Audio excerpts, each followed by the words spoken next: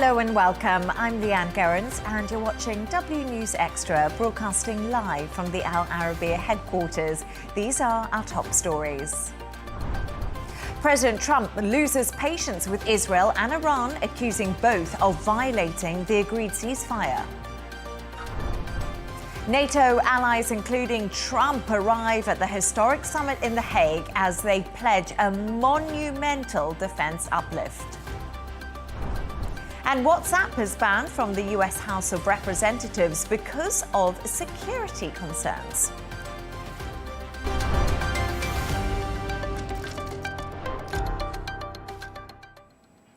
US President Donald Trump has expressed frustration with both Israel and Iran, accusing them of violating the ceasefire he announced just hours after Iran struck the Al Udeida airbase in Qatar. Speaking to reporters before departing for the NATO Summit in The Hague, he said he was unhappy with both countries. Nothing. They don't have any clue what they are actually doing. Let's listen to his remarks. Israel, as soon as we made the deal, they came out and they dropped a load of bombs, the likes of which I've never seen before. The biggest load that we've seen. I'm not happy with Israel. You know, when I say, okay, now you have 12 hours, you don't go out in the first hour and just drop everything you have on them. So I'm not happy with them. I'm not happy with Iran either. But I'm really unhappy if Israel's going out this morning because of one rocket that didn't land, that was shot, perhaps by mistake, that didn't land. We basically have two countries that have been fighting so long and so hard that they don't know what they're doing. Do you understand that?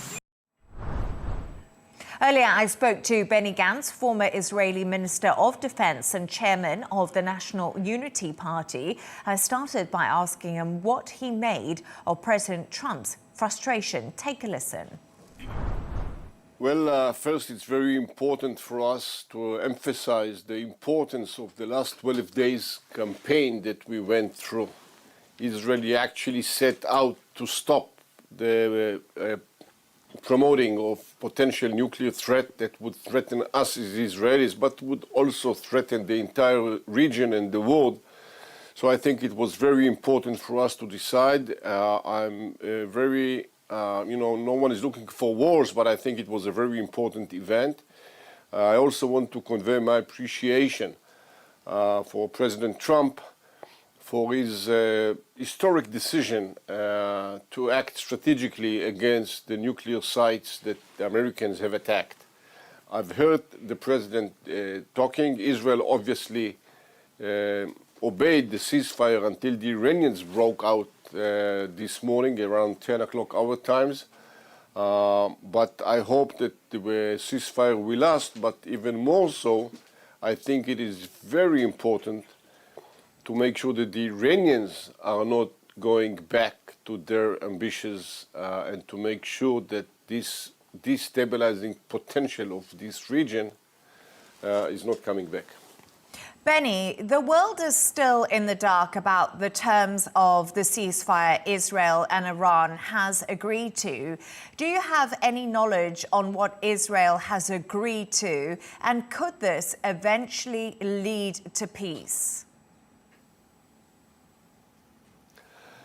I don't know exactly what are the details. I think it's just a ceasefire as such.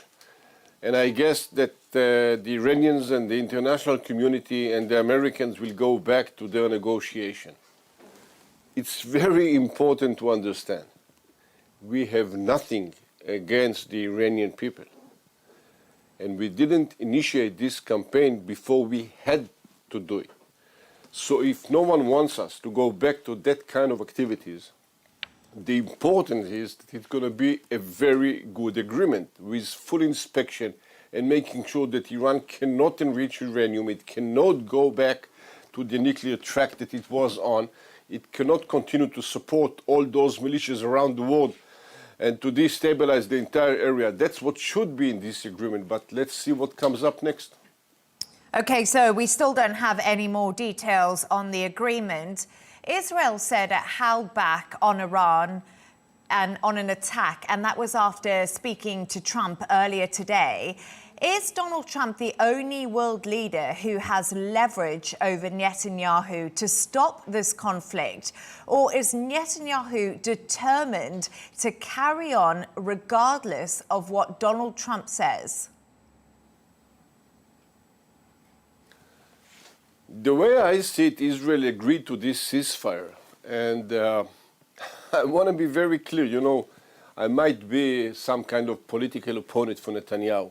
But on the issue of Iran here in Israel, there's no left or right. There's right or wrong. And I think we are right. And we don't want to go back to fight if we don't have to. We will go to fight and to act only if the Iranians will make us do so. So the important is to look not what Netanyahu is willing to listen or not. The important is to make sure that the Iranians are not moving forward with those kind of destabilizing and threatening activities.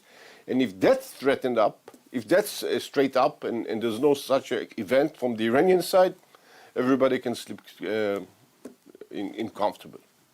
The director of the nuclear watchdog warned Iran against undeclared nuclear transfer. Is Israel confident sites like Fordo, Natanz and Isfahan still have highly enriched uranium? Are you sure that that has gone? And if not, does Israel know where this enriched uranium is? Of course, we will have to assess the outcome, the specific operational outcome of what we did in Iran. I think we've pushed it back heavily and seriously years back, whether this is a knowledge within the scientists' minds or whether those are enrichment facilities, etc., etc. Iran went very close and tried to go across the threshold between enrichment and nuclear capacity. But another threshold was crossed during the last 2 weeks, is the willingness of acting. I'm saying Israel and later on joined by the United States, we showed our capabilities, but even more so, we show we're willing to act if needed. And once again, we have no intention of fighting Iran to make sure it's not going back to this track. So I think that's very much important. So we can look at the achievement on the engineering perspective of it, on the tactical perspective of it, on the scientific perspective of it, but geopolitically and strategically we need to understand that we went a very important threshold, and if we'll have to act again, we know how to do it. Unfortunately, people have seen it. You can watch the rest of my interview with Benny Gance, former Israeli Minister of Defense and Chairman of the National Unity Party, on the Al Arabiya English YouTube channel.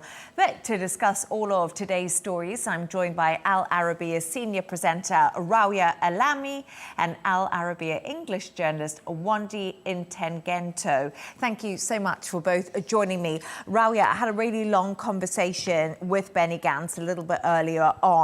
He referred to himself as a political rival of Netanyahu. We covered so much ground in this interview. What did you make of what he had to say? He touched, quite honestly, on a lot of points. Now, he does market himself as a political rival of Netanyahu, and he's called this by so many other politicians in Israel. Now, during the Biden administration, he was considered America's man in Israel, and he was at serious odds with Israeli Prime Minister Benjamin Netanyahu, and he was going back and forth to the States, but that was during the Biden administration's rule. Now, since Donald Trump took office, there hasn't been any talk about him being involved in political decision making. Also, we have to bear in mind that he doesn't hold any official position in the government, even though he's a member of Knesset also and the head of a political party. But as he said, I noticed that he said something, and that is very, very true. When it comes to Iran, you can say that all the Israeli community, with its political leadership, they're all united on the issue of Iran, that they need to destroy Iran's nuclear capabilities, its nuclear program, and nuclear ambitions as well. And that's what they've been trying to do in the past 12 days. Now, he said, and it is true, there are no verifying reports to confirm that actually the American strikes to the 3 different nuclear sites in Iran have been successful, and they have truly obliterated Iran's nuclear capabilities. We still don't know what happened with the 400 kilograms of highly enriched uranium reaching up to 60%, yet we don't know if it's been moved from Fordow to a secret location or from any other known site to any secret locations. We have seen, though, satellite images that have been published recently in the past couple of days, dating back to the 18th and 19th of this month, a couple of days before the American strike, and it shows clearly that there was a lot of activity and a lot of movement, a lot of vehicles at the Fordow nuclear site, which could indicate that actually some of this enriched uranium has been, and the subterfuges as well, they've been moved somewhere else. Yeah, absolutely. And those are lots of unanswered questions that everyone is looking to what's next in this. And like you said, maybe it's sending people in to assess the damage. And that's something that I'm sure we'll see in the future. We still need to know, as you said, what are the terms of this ceasefire. Yeah. It seems, up until now at least, it is just that, as Benny Gance called it, just a ceasefire, which means negotiations are going to come later.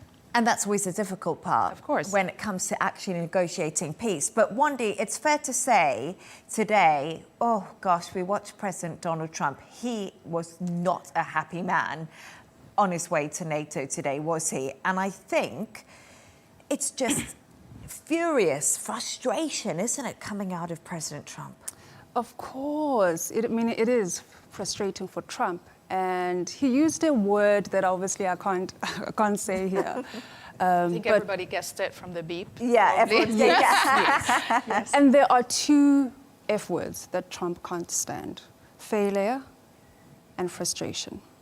And of course, I mean, he said what he said after accusing Iran and Israel of violating the ceasefire.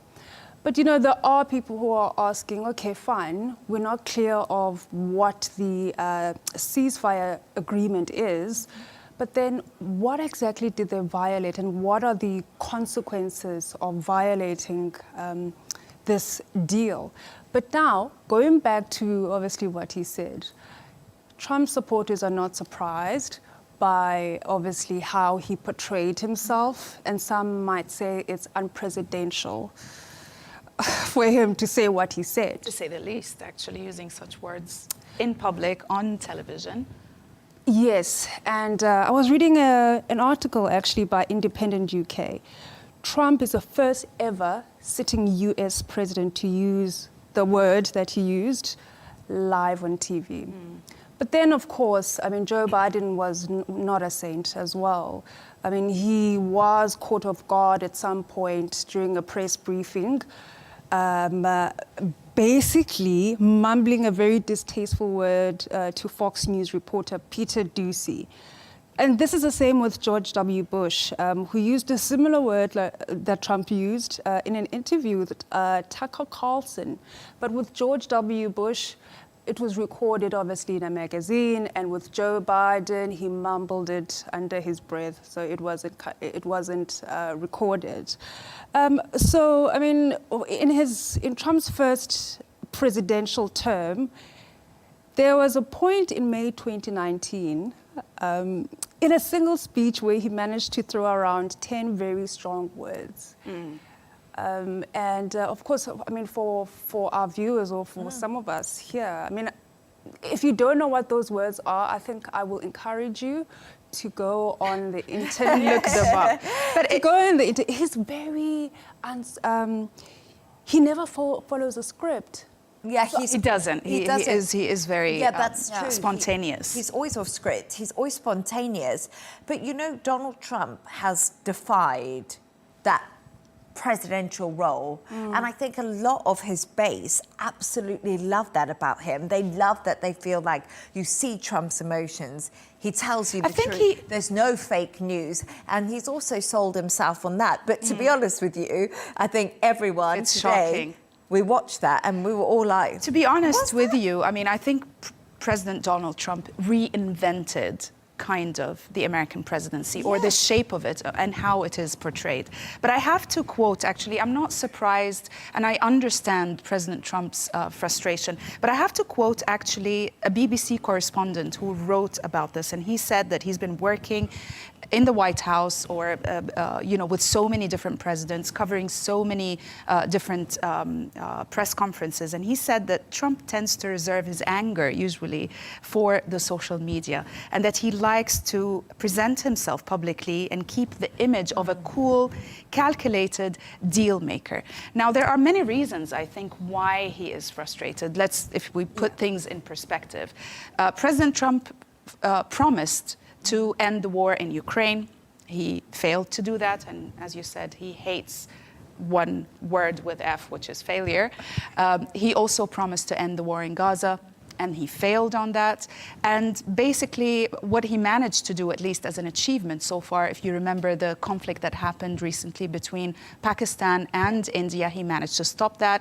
And he actually spoke to the press at some point, asking them, I did this, and nobody wrote about it. You didn't even mention it. So he is after the credit, he is after the achievement, the recognition of this achievement, and he's not getting it. And now with this, first of all, he managed to claim that he obliterated Iran's, at least, without the verification, that he obliterated Iran's nuclear program, and that is a massive achievement. He still has his eye on the Nobel Prize, and he's hoping that he is going to get it by ending the Israeli-Iranian conflict. And so when, after all the work that he's done, after getting the American military involved directly into this conflict, to the opposition of some of his MAGA base, then these two countries are still violating the ceasefire. And I think the MAGA base is a really interesting thing, because everyone saw Donald Trump as the president of peace. He said we're not going to have any more forever wars that have happened before, and one and done. And that's sort of how he said these strikes in Iran were going to be, weren't they? One and done, we're going to get in, we're going to get out, and then it's going to be peace. And that was how the whole thing And that's framed. exactly what happened, and that's how he played it out. And that's how he wants it to play out. And he's not going to have Israel or Iran ruin that for him. Absolutely. Yeah. I think, when you're looking at obviously his history, his emotional history, from his days at The Apprentice to obviously when, during his campaign trail, when at some point he even said, well, I'm not going to say it, but he used profanity when talking about Kamala Harris, during like a presidential debate.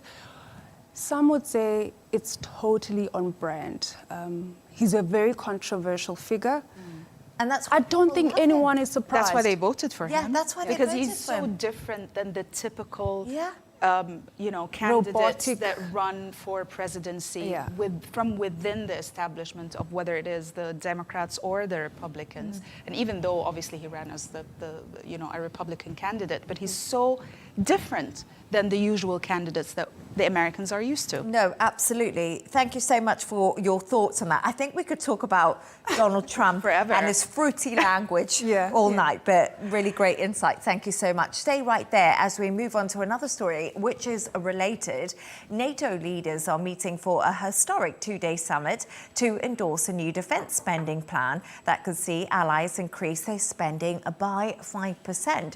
President Zelensky is urging them to invest in Ukraine's defence production and avoid any measures in favour of Russia. Let's have a listen.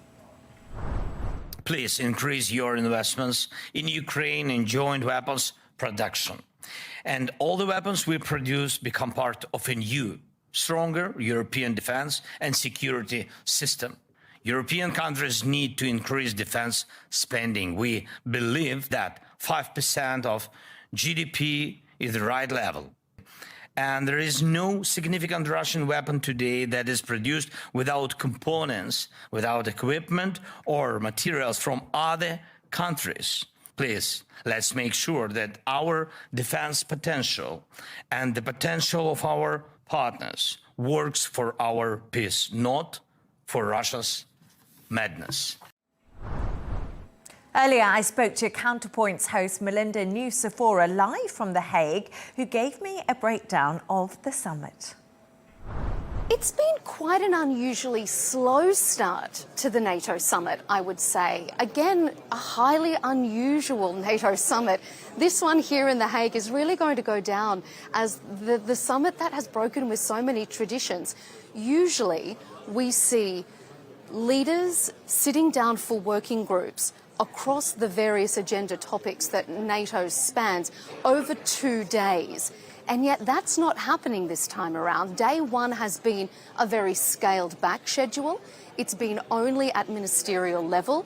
It's been mainly dominated by ministerial sort of forums and talk fests where they're getting various ministers and various academics together to discuss some of these NATO issues. It's not leader-level working sessions. So that's been really unusual.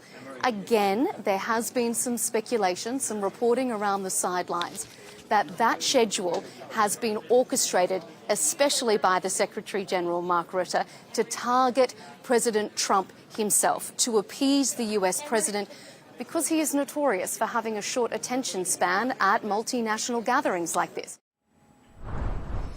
So, Wandi, despite the conflict that we've been speaking about between Israel and Iran, which has been dominating over the last 12 days, we're actually expected to finally see President Trump and Zelensky at a leaders' dinner tonight. Is that going to happen? And I'm sure much to Zelensky's delight, really. Of course. I mean, Zelensky has been looking forward to such a meeting. I mean, Trump basically escaped, abandoned him at the G7. So Zelensky definitely wants to meet up with Trump. But I think it's also important for Trump to meet up with, obviously, his allies, to talk about his long-term desire for NATO members to increase defense spending. He's been saying this since 2017, by the way. He's been preaching the same song, and now he's tired, frustrated, of course. I mean, he's always frustrated. And he wants them to, he once said, I need you to pay your fair share. And a fair share for him, I mean, is 5% of their GDP. And this number, of course, is different for each member country. But now I just want to describe the dinner. Trump has already, of course, arrived for the NATO summit, and he will attend a formal dinner with the Netherlands Royal Palace alongside the Queen and the King. Very posh type of dinner. And, you know, he will also take a NATO family photo. But I know you said we should not speak about Iran and Israel and Iran. But it will be obviously at the center. Would you not ask him about it if perhaps you were seated next to him? I'm sure, yeah, I would. Personally, I would. But I think, I mean, that is the whole point, that Trump was hoping to go to this summit with a big win, basically, that he managed to convince member states to pledge 5% of their GDP to boost security and defense capabilities. What an embarrassing moment to arrive after promising, obviously, I mean, like you said earlier, he basically told everyone his ambition to end the war and whatever, and then now he arrives, obviously, with, you know, at this type of summit, and he has basically failed. Well, no, to him, he failed. hasn't failed. Okay, he actually, he failed. brokered, basically. He managed to hit and strike Iran's nuclear sites, claiming that he obliterated it. That's a great achievement in his eyes. Also, he managed to end the recent escalation between Israel and Iran with the ceasefire. Yeah. His frustration that we saw with while using profanities, basically, to talk about the breaches of this ceasefire, reflects that he considered it a huge achievement and a big success. Leigh-Ann. And by the way, he tweeted, or he posted on social media, on Truth Social, while he was on Air Force One to The Hague, saying, no, don't worry, everything is back on track, the ceasefire still holds. So he's holding on to that achievement. I love how you are, highlighting his successes, but I mean, it's still an embarrassing moment for him. But at the signature issue, of course, it's, the strikes, the Israel-Iranian strikes. But I also think what's quite interesting is it's NATO gathering with Trump. And right now, we know Europe is really wanting Trump on Ukraine's side as the Russia-Ukraine war now enters its 4th year. There's been so many casualties on both sides. And really, I think this is the time for European leaders to really re-engage with Trump when it comes to that situation. Because, yes, our focus might be changed right now on Israel and Iran. But for Europe, this is what really But for matters. Europe, Of this course. is what really matters.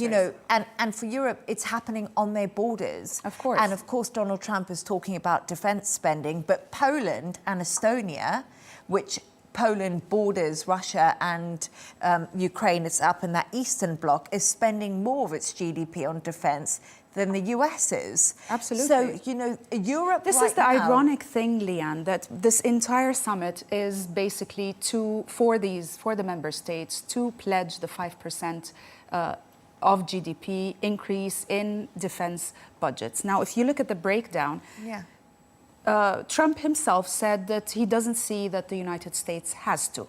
And it is definitely spending less than 5% of its GDP on defense budget to do with NATO. Well, it's actually, if you have a look at Poland and Estonia, I'll have a look at the thing. Poland and Estonia are ahead of the US. The US is spending 3.19% of its GDP. Yes. While these two countries are spending a bigger percentage of their GDP. And now we're talking about other countries that are pledging. They're not spending enough from basically Trump's point of view. Britain, France, Germany, Netherlands are all pledging to basically increase that defense budget by 2035. But I think, to be honest with you, the whole point is it's a big win for Trump to have convinced or forced these countries to make that pledge. And that's exactly what comes in the next point we're going to talk about. We're going to talk about this next point, but we have to be brief, actually, because we're running out of some time. But something else Donald Trump did today, I absolutely think this is just classic. Classic Trump. He got a message from Mark Rutte, who's, of course, the NATO Secretary General, and he's sort of a Trump whisperer. And that's what a lot of people say. If you use praise. Yeah, and he had text Donald Trump a message. Donald Trump actually then uploaded it on social media. Absolutely, and it was full of praise, and I should imagine that goes down very well with Trump, as praise usually does with him. But let me just quote some of the points that came in the message, because it's very telling and it says it all. Well, Mark Rutte basically congratulates President Trump for his decisive action in Iran. Okay, put that aside. He said it was extraordinary and something no one else dared to do. He also said that it made us all safe, and he congratulated him for pushing NATO countries to pledge up to 5% of their GDP for their defense commitments. He said, and I quote, "Donald, you have driven us to a really, really important moment for America and Europe and the world. Europe is going to pay in a big way, as they should, and it will be your win." Now, that sentence alone, being published, being posted for everyone to see, including the Europeans he is going to see and meet during the summit, whom he forced to pledge this big of a percentage of the GDP, which some countries have said they cannot afford to do that. The likes of Spain. Yes, it's unreasonable, they said, and we won't do it. But that is a big win. I think that is one hell of a message to screenshot and put on your social media. But once again, it just shows that, Donald Trump is dominant right now, when it comes to the global standing of leaders, everyone wants to make sure they're doing enough right now to have Trump's backing in the future. True, because you remember at some point he threatened to pull out of NATO and to say, you're Europeans, defend yourselves by yourselves. And I mean, we all remembered all what was written in the media, the panic that Europe felt, all the calls for Europe to unite and have a joint defense budget and to actually try to move away from dependence on the US for their security. So it is a big issue, and Trump has a lot of leverage. Absolutely. And I like, just to wrap this all up, Mark Rutte was actually asked if it was embarrassing that his private message had been shared. And he said, absolutely no problem. There was nothing in it that was secret. Okay, there we are. So let's move on to another story now. And the messaging service WhatsApp has been banned from all US House of Representative devices. The ban has reportedly come into play due to a high risk to users in terms of the protection of data. Gosh, okay, Rawia, WhatsApp, back in the headlines here, but this isn't the first app ban that members of the US House of Representatives have had. But why WhatsApp?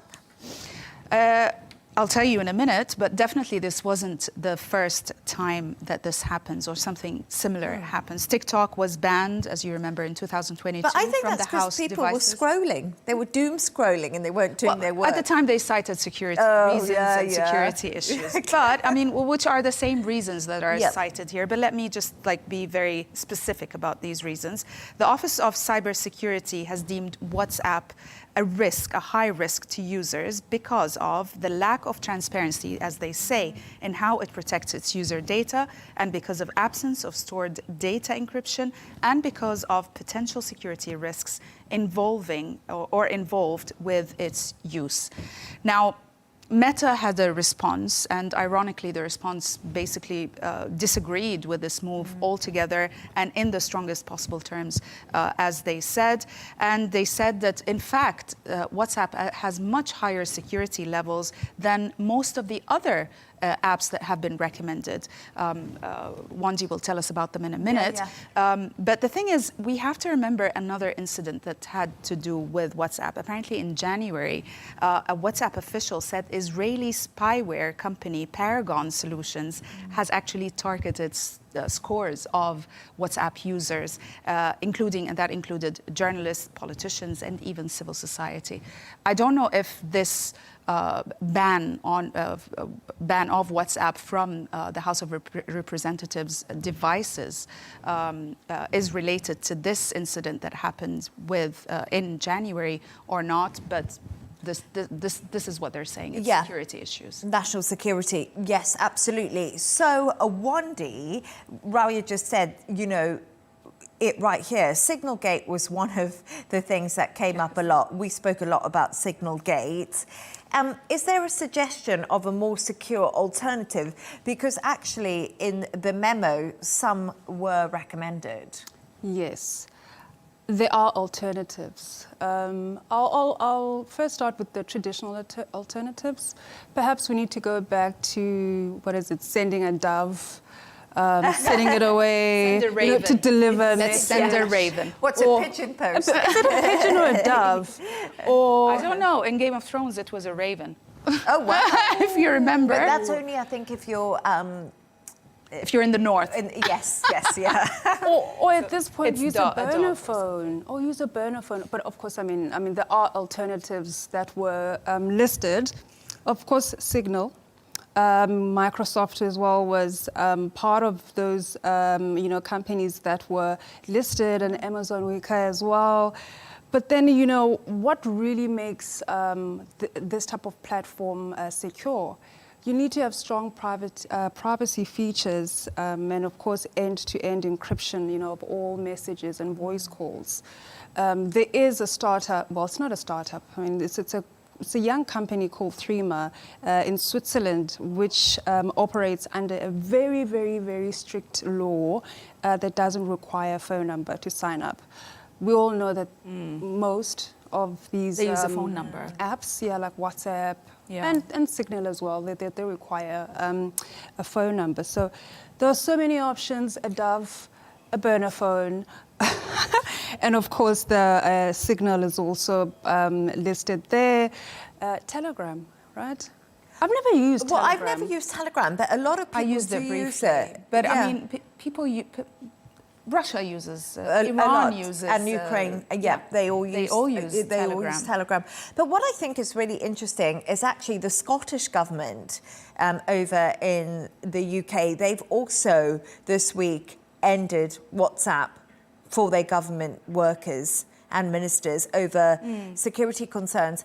But what I was thinking is, WhatsApp has been featured so much in the UK, I'm just talking from my experience, is, when we had these big COVID inquiries into what actually happened and what went wrong, why governments weren't prepared. The governments, people in power at the time, had these WhatsApp groups, but they deleted those messages ahead of those vital inquiries. So my question is there a bigger discussion here that an app like what you mentioned should be developed so that vital that's what information... that's what I was thinking, to be honest with you. First of all, a big inquiry like the COVID, some of the Western governments failing to deal with the COVID pandemic. Why would the findings of such an inquiry be sent on WhatsApp? Well, this is why would it? It would be sent like through emails or through other channels that are. This is a very informal way of communication. The WhatsApp. It's not a documentation. It shouldn't be. It is instant. It's completely convenient. It's how most of us are in contact now, and we take it for granted. But we're that not we politicians and we're not members of a government. How dare you?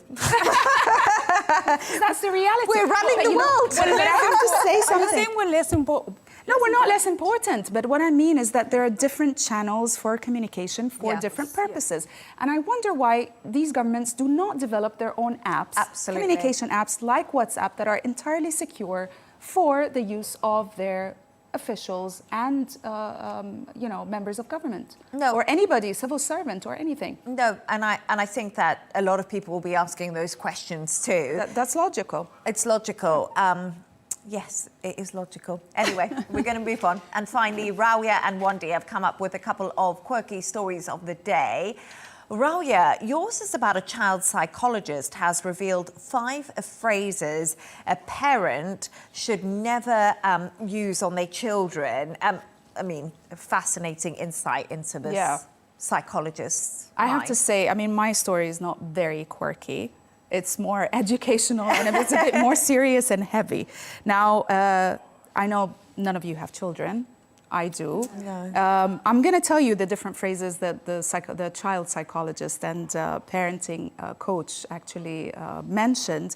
And I have to say, I agree with some and I completely disagree with others. Anyways, the first phrase that you should never say to your children is, "because I said so." But I bet you... That is so authoritarian. Oh, you think? Yeah, because I said so. Yeah, it's not logical. I mean, for a little child, that's not an answer to it. That's what I thought when my mom said that to me. That's not an answer. You didn't answer my question. Exactly. Why can't I do this? Because you said so? That's not a good enough answer as far as I'm concerned. And probably I was 5. But the psychologist says that instead you should say, "I know you don't like the decision. I'll explain, and then we're moving forward." Wandi seems to be all for this. Yeah, I love soft parenting. Do they call it soft parenting? I think so. Or modern. Modern. Modern I would parenting. be such a soft parent. Yes, go on. I think. Okay, let's go through this What and do then you we can need have the for the tips? discussions. Yeah, Okay. let's go. Okay. Phrase 2: don't say, "if you don't listen, you lose X and X privilege." You should never say that. Okay. Because these are threats, and threats create defiance and force kids into a defensive state. You should say instead, "when you're ready to do whatever you need the child to do, then we can do X and Y, whatever privilege they were asking for." So my only thought about this is, I know Wandi likes soft parenting. You and you're probably in the middle. Yeah. I was just having to think about that when you said that. It's negotiating with your child. And to me, the world doesn't work like that.